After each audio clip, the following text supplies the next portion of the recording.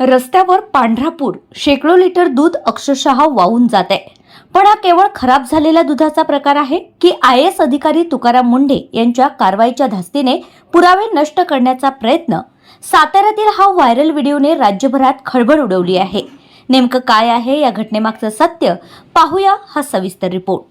सातारा जिल्ह्यातील माण तालुक्यातील मोही गावातून समोर आलेल्या एका व्हिडिओनं सोशल मीडियावर मोठी चर्चा सुरू केली आहे. या व्हिडिओमध्ये एक शेतकरी दुधाने भरलेले कॅन थेट रस्त्यावर ओतताना दिसतोय. शेकडो लिटर दूध रस्त्यावर वाहून जात असल्याचं दृश्य पाहून नागरिकांमध्ये आश्चर्य आणि संभ्रम निर्माण झालाय. दरम्यान राज्यात अन्न व औषध प्रशासन विभागाकडून दुधातील भेसळीविरोधात मोठ्या प्रमाणावर कारवाई सुरू आहे.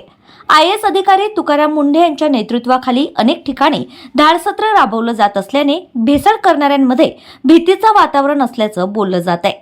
याच पार्श्वभूमीवर सोशल मीडियावर एक दावा मोठ्या प्रमाणात व्हायरल होतोय.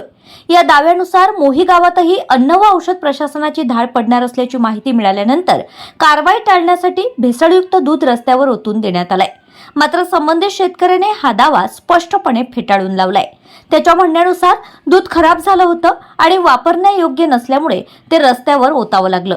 सोशल मीडियावर पसरत असलेल्या अफवांमध्ये कोणतंही तथ्य नसल्याचं त्याने सांगितलंय. तरीही या स्पष्टीकरणानंतर अनेक प्रश्न उपस्थित होत आहेत. एकाच वेळी इतक्या मोठ्या प्रमाणात दूध खराब कसं झालं? हे दूध खरोखरच खराब झालं होतं का की कारवाईच्या भीतीने ते नष्ट करण्यात आलं? या प्रश्नांची उत्तरे अद्याप स्पष्ट झालेली नाहीत.